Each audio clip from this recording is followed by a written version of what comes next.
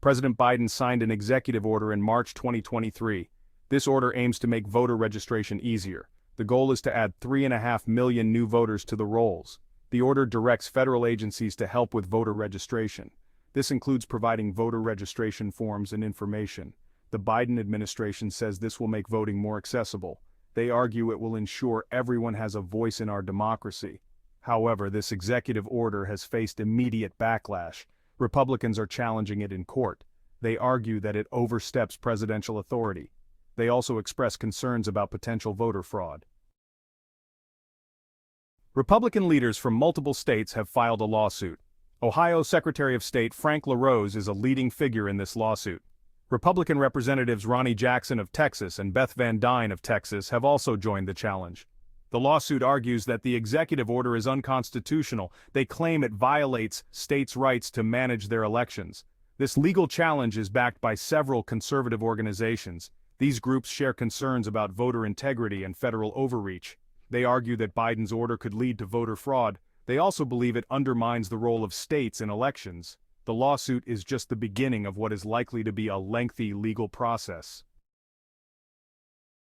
The lawsuit alleges that the Biden administration is using federal agencies for partisan gain. They claim the executive order is a way to weaponize these agencies. The goal, they argue, is to boost Democratic voter registration. Republicans point to the order's directive for agencies to help with voter registration. They see this as an attempt to influence voters improperly. They argue that federal agencies should not be involved in partisan activities.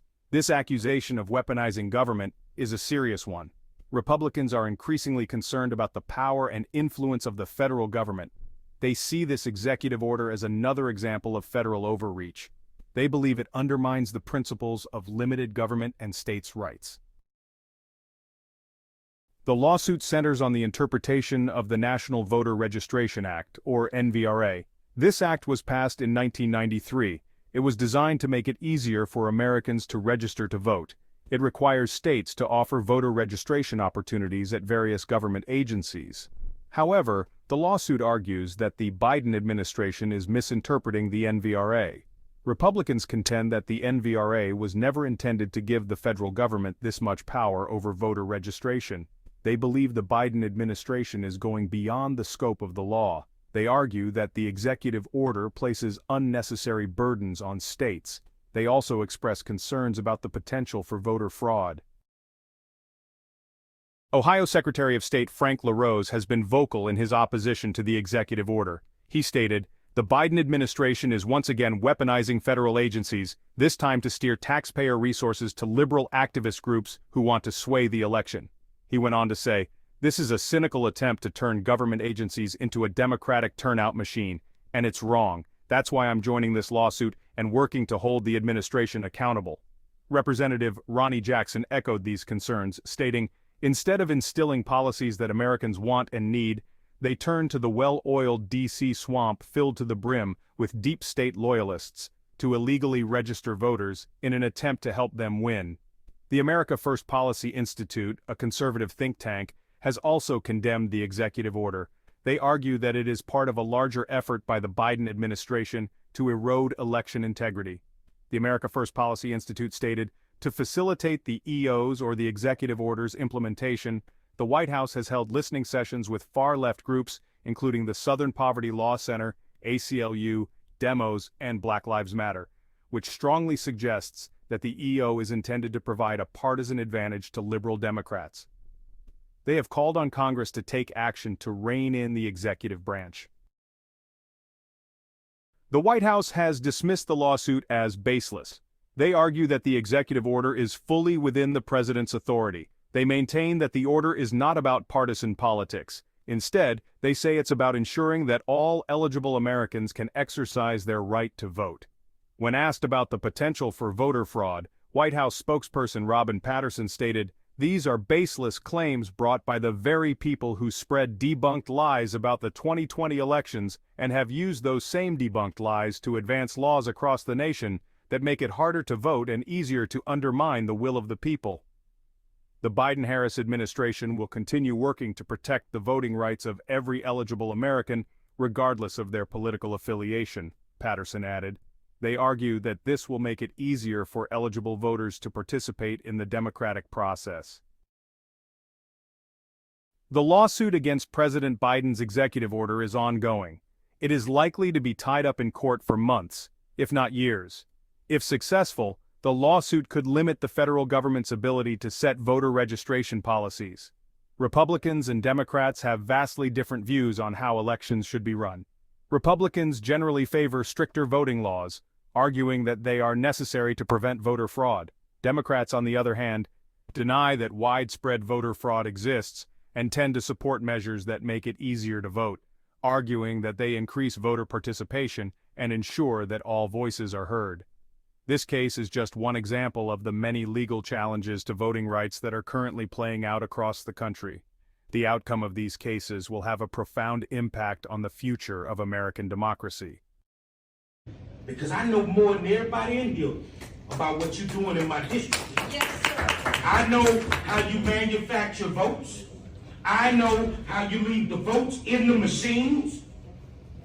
I know how you do it. And the thing is, we're not crazy. No. We're not crazy. We're not, if I go outside of this building and I run a stop sign, I'm going to get stopped.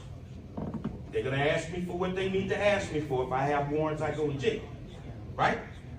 Your election administrator can violate the law and nothing is done. You can't ask the DA to do anything about these people because the voter harvesters worked on her campaign. Yeah. Oh, they want to talk. Yeah. See, when I come in the building, I can change the atmosphere. I'm the weatherman. Because I know what's going on. And they don't have the guts to stop me. They won't threaten me. I wish you would. Do you know what my pronouns are? I wish I would. Those are my pronouns.